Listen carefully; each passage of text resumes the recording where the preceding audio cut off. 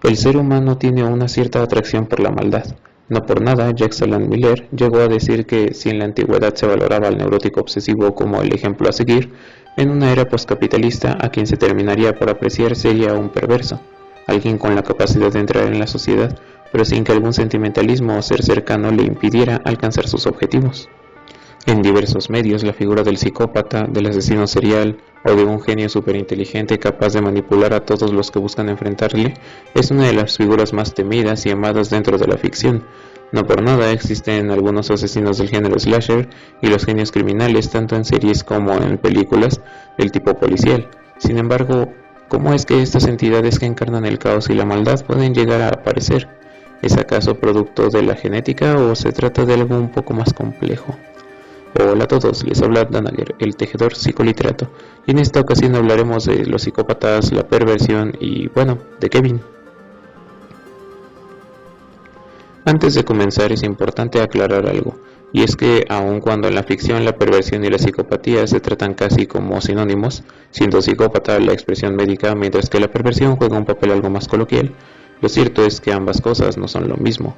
Mientras la psicopatía tiene sus orígenes en la psiquiatría, la perversión, aun cuando también nació en la psiquiatría, el término fue estudiado y desarrollado por el psicoanálisis, revolucionado por Sigmund Freud, modificado por Lacan y estudiado más adelante por autores como Elizabeth Rozdinesco y Slavoj Žižek. Así que, aun cuando la persona perversa usualmente llega a tener comportamientos típicos de un psicópata no necesariamente se expresará ni hará lo que es normal en un perverso. Así que para iniciar esto, vamos a partir por el inicio. El término psicópata es un poco más complicado de lo que se suele tener en cuenta a simple vista. En primer lugar, porque no tiene un origen muy claro, pues dicho término es dado luego de una conversación entre tres escuelas de la psiquiatría, por lo que en un principio es visto desde tres aristas diferentes. Primero, como una enfermedad mental, es decir, un padecimiento que le genera al enfermo una dificultad para comprender o compartir los sentimientos de otras personas. Segundo, como un trastorno genético, que tiene su origen cuando el cerebro tiene un desarrollo deficiente en las partes destinadas a la empatía y el control emocional. Y el tercero, como un trastorno de la personalidad, es decir, como si a lo largo de su desarrollo el psicópata sufriera una desviación en su personalidad. Estas tres concepciones tenían sus propios puntos a favor y en contra, pero con el tiempo se fue llevando hacia la tercera acepción, tomando lo válido de las anteriores dos, manteniendo la idea de un posible origen genético del trastorno al mismo tiempo que la dificultad para comprender emociones de los demás se quedó como parte de los síntomas. Así, cuando de vez en cuando se siguen confundiendo respecto a lo que es la psicopatía, llegando a igualarlo de vez en cuando con la sociopatía, se llegó a una cierta nosología del trastorno. Así, dentro de los criterios del diagnóstico para la psicopatía se encontraría un desprecio y constante violación a los derechos de personas ajenas al mismo, comenzando a detectarse desde los 15 años, un fracaso en la adaptación social que los lleva a infringir las normas, patrones constantes de deshonestidad, impulsividad y dificultad para planear a futuro, que los lleva a la agresividad, despreocupación e imprudencia. Todo esto sumado a una falta de remordimiento al ocasionar un daño. Y sí, visto de esta manera se podría pensar que bien podrían llegar a ser maestros criminales. Sin embargo, en casos menos graves, los psicópatas son capaces de darle la vuelta a su situación, pues una persona que no tiene remordimientos pero que sabe cómo parecer empático, sería capaz de manipular sin mucha dificultad a otras personas. Del mismo modo, su dificultad para pensar a largo plazo, sumado a cierta determinación, puede provocar que tomen decisiones arriesgadas que probablemente puedan llegar a salir bien, y así, en casos en los que la persona es capaz de modular sus propios síntomas y adaptarse en un entorno social, pues lo llevaría a ser una persona exitosa. Un gracioso apunte sobre la situación actual del mundo, pero eso ya lo revisaremos en otro video. Todas esas características los vuelven personas muy hábiles en manipular, pero el problema radica justamente en eso durante su tratamiento, pues incluso en diversos artículos se llega a pensar en que los casos psicopáticos solo deben llevarse con resignación de aspirar a cambios muy modestos en su proceder, ya que a lo mucho lo que podría enseñárseles sería a no romper la ley y a no desautorizar por completo la valía de una persona. Un tratamiento más complejo que eso estaría entonces destinado al fracaso, pues los pacientes pueden llegar a fingir un arrepentimiento por sus actos y simular un reconocimiento genuino a los sentimientos de los demás, pero eso no sería más que una máscara que usarían para ser dados de alta sin mayor problema. Así, los casos psicopáticos se muestran como un tipo de los más difíciles de tratar para la psiquiatría, cuyo origen se dividiría en un factor biológico y de crianza, en cuya combinación podría estar el origen de un psicópata. Y con esto ya tenemos una de las tres partes de la ecuación. Pero si todo esto sería un psicópata, entonces, ¿qué sería un perverso? El término de perversión nace de manera un poco complicada, pues ya desde un inicio autores de la literatura psiquiátrica como Krafft-Ebing llamaban perversión a una desviación del instinto reproductivo, en donde todo acto que genere placer ajeno a la normativa de la época llevaría a que se fuera condenado por la sociedad, mientras que uno quedaba con la etiqueta de perverso. No fue hasta que Sigmund Freud introdujo el concepto de la pulsión que hubo un cambio en la manera en ver a los perversos. Esto lo explico a fondo en otro video, pero a grandes rasgos, el ser la pulsión, una dirección de energía sin un objetivo real, que ha sido tocado por la cultura, Freud desestimó prácticamente todas las maneras en las que se vería la perversión. Sin embargo, este no sería el fin para el concepto, pues Freud llegó a estudiar varios trastornos asociados con la perversión, tales como el masoquismo y el fetichismo, lo que lo llevaría a crear una nueva noción de perversión, donde diría que el perverso actúa lo que el neurótico reprime. Para aclarar esto, digamos que en la neurosis freudiana existe un proceso llamado represión, donde una representación de la realidad que es imposible de soportar por la persona es arrojada al inconsciente, dejando solo un sustituto en la conciencia que trata de evadir el contenido inconsciente lo más posible. De esa manera, un neurótico es capaz de evadir sus deseos y termina resignándose a vivir en sociedad. En el caso de la perversión esto no aplica, pues mientras el neurótico acepta la realidad al reprimir aquello que le aflige, en la perversión ocurre una renegación, es decir, el perverso rechaza a nivel de creencia la realidad y la contrapone con una representación que para él no se genera menor angustia. Así, en el fetichismo, el objeto fetiche representa esta segunda representación que se contrapone a la castración, es decir, el fetiche sirve para esconder aquello que podría angustiar al perverso. La revisión de Freud se queda hasta aquí, sin embargo, cuando Lacan aborda las estructuras clínicas, nombra la perversión como una de las estructuras subjetivas que existen, dándole un lugar justo en el punto medio entre la neurosis y la psicosis, siendo a la vez una posición ante la demanda del otro, diciendo de otra forma lo que Freud planteaba en un principio. Y es que mientras el neurótico está pendiente de la demanda de la cultura y de sus allegados, el perverso se pone justo del lado de la demanda y de la exigencia, invitando con esto a la intervención del otro, ayudándose del goce para provocar una reacción forzada en los demás.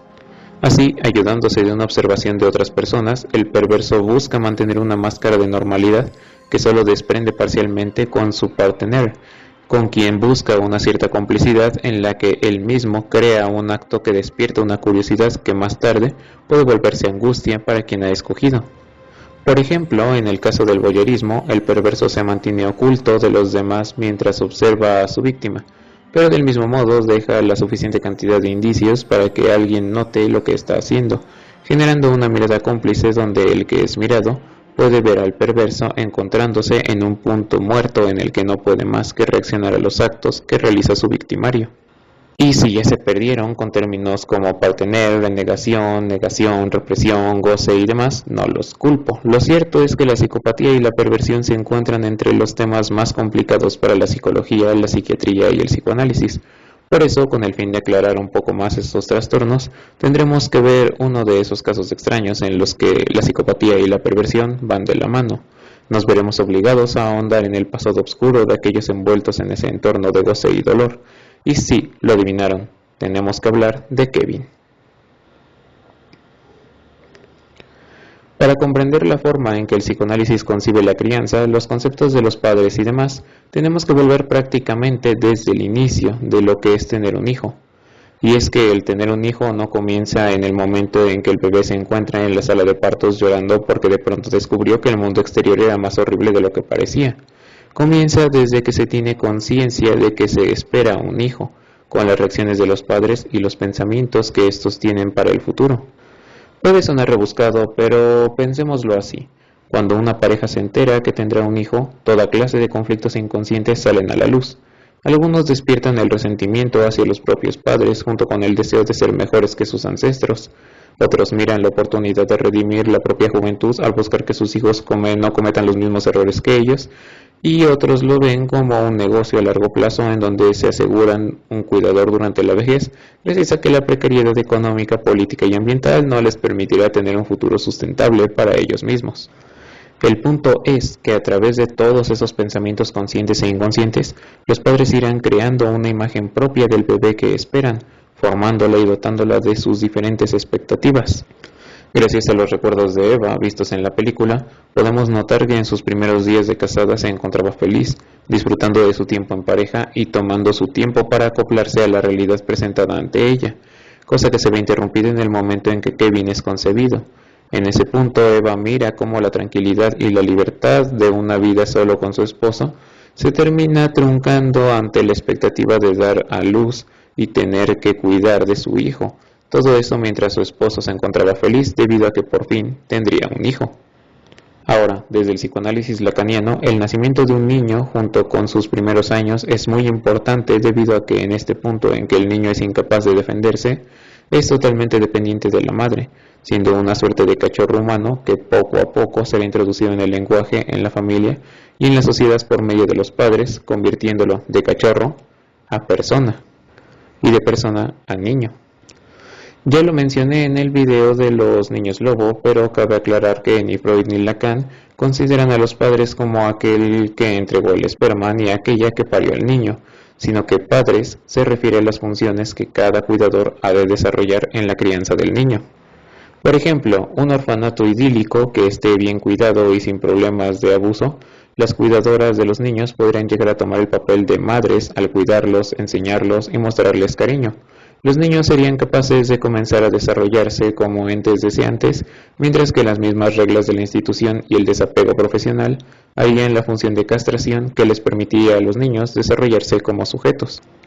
Para este ejemplo podemos ver que solo una persona o un grupo de personas desarrollarían el papel de madre, mientras que la función de castración sería otorgada por otros eventos, por lo que queda bien claro que pueden haber familias monoparentales en donde quien cuide al niño cumplirá el papel de madre y otras variables sociales, culturales, biológicas o económicas cumplirán el papel de padre. Es algo muy complejo en lo que no ahondaremos aquí, pero me sirve como una aclaración porque nunca falta el intelectual que escucha los papeles de los padres y suelta algún dato sobre esos temas.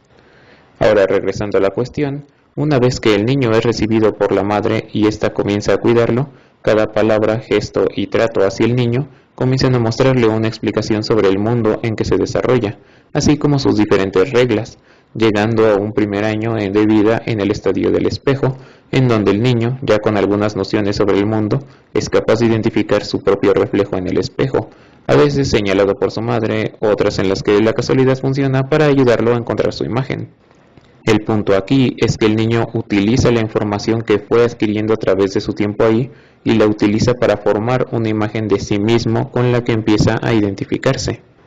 Como tal, este estadio no aparece en la película y dado que no he leído la novela desconozco si hay una referencia a ello, pero recordemos una cosa. Durante la cinta, la madre de Kevin cuida del niño casi de manera exclusiva en su primera infancia, y notamos que el niño se la pasa llorando mientras ella, de mala gana, intenta consolarlo y al no poder hacerlo, decide llegar a ignorarlo, al punto de ponerse junto a una excavadora solo para poder olvidarse por un momento de los llantos del niño, el cual, de hecho, se calma con facilidad al encontrarse con su padre Franklin, quien lo carga y muestra un mínimo de afecto hacia él mientras por otro lado, la madre también hace su mejor esfuerzo por mostrarle cariño, pero esos intentos se ven frustrados en lo artificial del acto.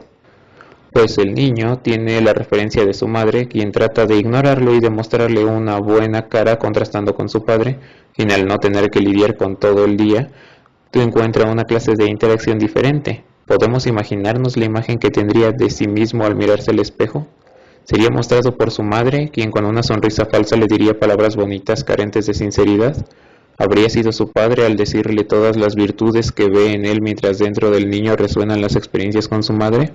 ¿O habrá sido la suerte quien le mostró esa primera imagen a Kevin como un todo, sin ninguna guía más que los difusos recuerdos? No podemos saberlo, pero podemos comenzar a pensar en eso.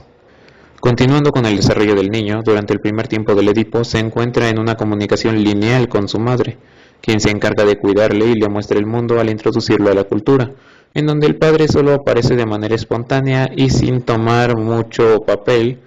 obteniendo un verdadero peso en el cuidado del niño. Es hasta el segundo tiempo en que el padre aparece como una figura que debe castrar al niño en el sentido de presentarse como aquello que desea la madre y que es más allá del niño. Pero, ¿cómo se nos muestra esta interacción desde la película? Ya para ese tiempo se nos muestra la dinámica que tendrían Eva y Kevin a lo largo de su tiempo juntos, en la que Kevin llamaría la atención de su madre a través de toda clase de actos molestos en donde le invitaría a tomar acción, frustrando cualquier intento de su madre por tener una relación más normal con él a través de burlas o de interrupciones en esos momentos, y aprovechando esos casos en los que su madre pierde el control para manipularla y obligarla a actuar por su voluntad. Pero en este caso, ¿qué hace el padre? Franklin no es ciego y se da cuenta de que la relación entre Eva y Kevin es difícil, pero en lugar de proporcionarle ayuda psicológica a los dos, pasar más tiempo en casa para ayudar a subsanar la interacción o al menos conseguirle una niñera a Kevin para que Eva tenga un respiro, decide hacer lo que cualquier neurótico haría. Reprime toda señal de peligro y la asocia pronto a justificaciones algo más simples, como suponer que el ambiente estresante de la ciudad podía llegar a angustiar a Kevin, lo que a su vez haría que toda interacción con su esposa fuera frustrante. Con un problema así, la solución sería abandonar el departamento en el que vivían y mudarse a un vecindario más alejado de la ciudad en el que tendrían una vivienda más barata, más grande y más aislada, por lo que no pasaría mucho tiempo antes de que su esposa reparara la relación con su hijo, e incluso así su ausencia podría servir, porque de ese modo él no estorbaría para esta nueva reconciliación. Sí, el padre del año, damas y caballeros. Más tarde, viendo que esta nueva interacción no funciona, Franklin decide ser un poco más permisivo con Kevin como una manera de salvar sus culpas ante la falla de su plan, del mismo modo en que ignoraba las quejas de su esposa, a quien ya le suponía una cierta rencilla contra Kevin. Como se podrán imaginar, esta falta de intervención, seguida de una práctica consciente de desechar los testimonios de la madre, sumado al hecho de que Kevin hace lo imposible para que Eva tenga otros pasatiempos además de cuidar de él, hacen que haya una falla en la función paterna, lo que desde ya habría sellado su destino hacia la perversión o la psicosis. Ya podrán decirme ustedes en cuál caso estaría mejor parado. Y así, con una actitud pasiva del padre en el segundo y tercer tiempo del Edipo, Kevin nunca llega a desligarse por completo de su madre, viéndose a sí mismo como eso que puede generar una reacción sincera en ella, pues mientras con Franklin y en soledad ella misma intentaba disimular que todo estaba bien, solo con Kevin era capaz de mostrar el hastío y la angustia que sentía en realidad. Y si a un niño le haces pensar que solo con él puedes llegar a liberar tu frustración, pues las cosas no terminan muy bien que digamos. Así, mientras creció y apareció la posibilidad de una hermana, podemos ver una de las pocas interacciones no agresivas en el filme en donde Eva se acerca a Kevin, preguntándole sobre su postura ante una hermana, intentando consolarlo al plantearle que, aun si no le gusta la idea de tener una hermana, siempre existía la posibilidad para que la agarrara cariño o simplemente se acostumbrara a su presencia, momento en que el niño acusa de haber sido esa la forma en la que ella tomó su llegada, como algo que no le gustó, pero a lo que ya se había acostumbrado.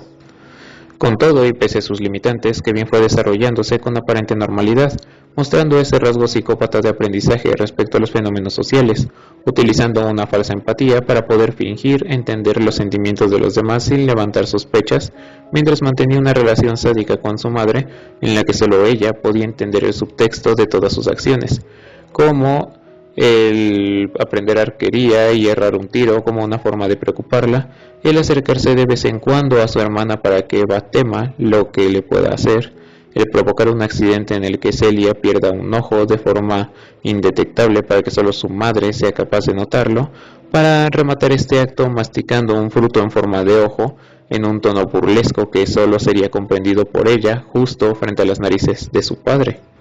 Sin embargo, junto con esos actos perversos recae el defecto propio de la psicopatía, el no pensar a largo plazo, y esto pasaría factura. El accidente de Celia y las constantes referencias al respecto terminan por colmar el vaso, por lo que, tras muchas discusiones, Eva y Franklin deciden divorciarse para que Franklin tome la custodia de los hijos, llevando el proceso de la forma más discreta posible para evitar afectar a Celia más de lo que ya está. Ante la amenaza de cortar esta relación familiar que tanto goce daba a Kevin, esta toma cartas en el asunto. Comienza a juntar una gran cantidad de flechas, se une al club de arquería de su preparatoria y va comprando la mayoría una sorprendente cantidad de candados para bicicleta bajo la fachada de venderlos al doble del precio, cosa que su padre, como de costumbre, se traga sin el menor razonamiento. Como dije, el padre del año. Y así, hacia el tercer acto de la película se nos muestra el plan para evitar el final de su interacción. Aprovecha la ausencia temprana de su madre para acabar con su padre y hermana. Más tarde utiliza los candados de bicicleta para sellar todas las salidas de su escuela y utiliza sus flechas para acabar con todos los presentes en la escuela, consiguiendo la máxima reacción por parte de su madre, pero mostrándonos una vez más que su incapacidad de pensar a largo plazo le genera problemas, pues obviamente es llevado a prisión y su condena es tan grave que apenas llegue a la mayoría de edad será llevado a una prisión de máxima seguridad fuera del estado. Sí, Kevin no es precisamente el mejor haciendo planes a gran escala. Con esto podemos observar cómo, si bien en la película se nos muestra la posibilidad de una predisposición genética, pudiera haber hecho a Kevin de ese modo, ya que para Eva él siempre fue así, también nos muestran lo importante que es la crianza para la formación de una personalidad de esta clase. Y si bien ya observamos el desarrollo de la psicopatía en Kevin, el mismo modo en que las relaciones con los padres llevaron a una estructura perversa, todavía tenemos una última cosa que ver. Quien haya visto la película sabrá que no cuenta con una narración cronológica, es decir, los sucesos no ocurren uno después de otro, sino que podemos observar múltiples recuerdos de Eva que son complementados con las consecuencias que ha tenido que vivir luego de los actos cometidos por Kevin. Y es que luego de la masacre, Eva tuvo que mudarse a un lugar cerca de la cárcel, le cuesta trabajo conseguir un empleo, sus colegas la miran con desconfianza, sufre de vandalismo constantemente, y durante toda la cinta solo hay una persona que genuinamente se porta amable con ella. Obviamente todo ese resentimiento hacia ella viene de culparla por los actos que llegó a cometer su hijo, y pese a que esta lectura de la cinta podría llevar a darles la razón por odiarla, aquí hay varios puntos que se podrían remarcar. El primero, dejando de lado el origen genético, vendría de Franklin, el padre de Kevin, y es que no solo llegó a tomar decisiones importantes en la familia sin consultar a su esposa, sino que además hizo oídos sordos a todas las advertencias dadas por ella, al punto de evitar que Kevin enfrentara cualquier consecuencia por sus actos, y cuando la situación fue peor, optó por aislar a los dos en una casa lejos de la ciudad para que después le regalara un arco y flechas a un niño con tendencias violentas. Y contrario a lo que podría llegar a suponerse, la culpa no se presenta solo al padre dejando a la madre como una mártir, sino que el motivo detrás de Kevin sería mucho más complicado, y para explicarlo tenemos que revisar la figura de la madre.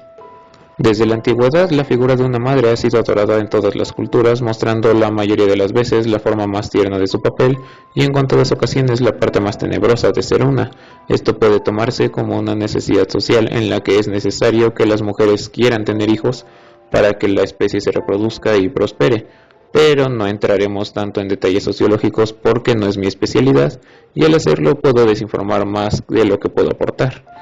Pero algo que tenemos que tomar en cuenta, más teniendo en cuenta que nos encontramos en un mes que se dedica a las madres, es en la carga que la mayoría de las veces recae en las personas gracias a los estereotipos de género, y es que aun cuando en la actualidad ya no es tan común, aún en esta época existen dos pensamientos hacia la maternidad. El primero, más tradicional, que lleva a preguntar a toda pareja recién formada si han pensado en tener hijos, y el segundo como una respuesta rebelde al primero, en donde las mujeres repudian la maternidad y se burlan de aquellos que aún consideren al ser madre como un sueño para cumplir. Ambas posturas pueden ser resultado de la transición de los valores conservadores a unos un poco más libres, pero no dejan de lado un problema que existe y es la carga de la maternidad.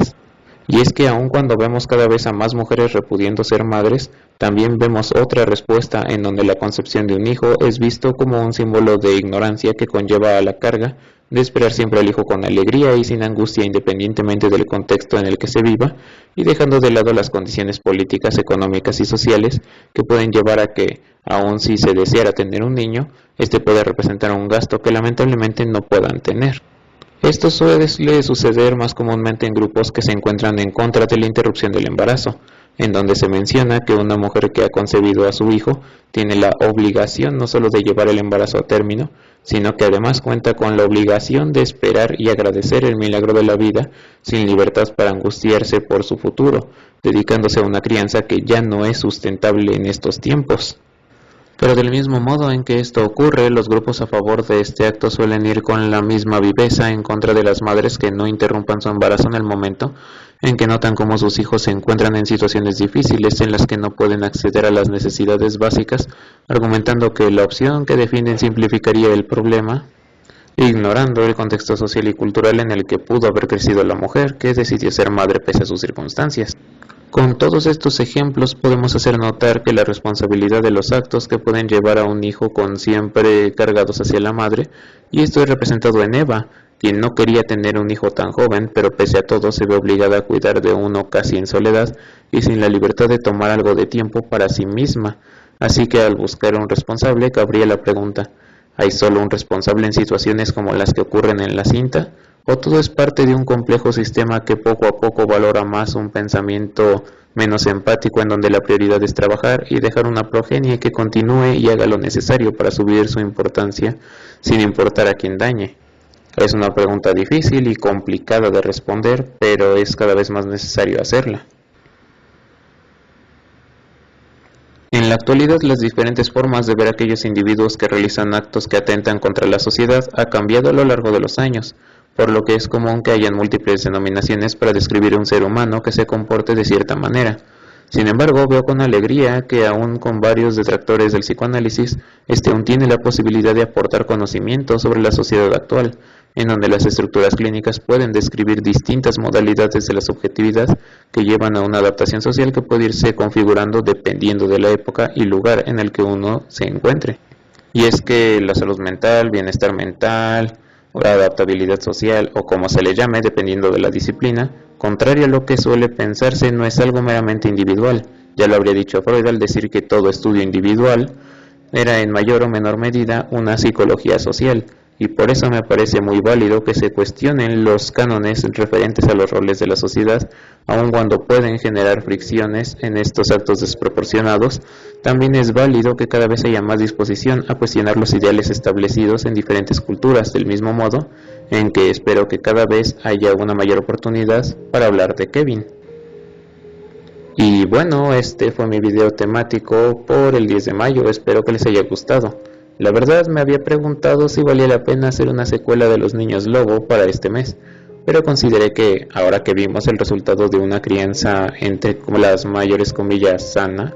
sería interesante mostrar un ojo menos idealizado y más pesimista sobre los problemas que pueden haber en cuestiones como la maternidad forzada y los casos de perversión y psicopatía, porque lamentablemente como psicólogo estos serán los casos que tenemos que ver con más regularidad, con menos gravedad obviamente, pero al final nos encontraremos con problemas que debemos enfrentar, de ahí que resulte necesario repasar esta clase de temática. Igual como habrán notado, no he ahondado en muchos de los conceptos, así que todavía queda mucha tela por cortar. Pueden dejarme en los comentarios algún tema que quieren que revisemos o que pueda ahondar yo en ellos. Y bueno, ya saben que si les gustó el video pueden dar su like y comentar todo lo que consideren pertinente sobre el tema, así como compartir con otros para que compartan el conocimiento que se trata de transmitir en estos videos. Y bueno, si ya han visto mis videos de psicología y les gustan, no olviden suscribirse que subo video todos los meses. Y si prefieren más reflexiones sobre la literatura o alguna reseña de otro contenido, pues están de suerte porque subo video cada 10 días. Y sin nada más por añadir, me despido. Les habló Tanager, el tejedor psicoliterato, y nos estaremos viendo en un próximo video. Adiós.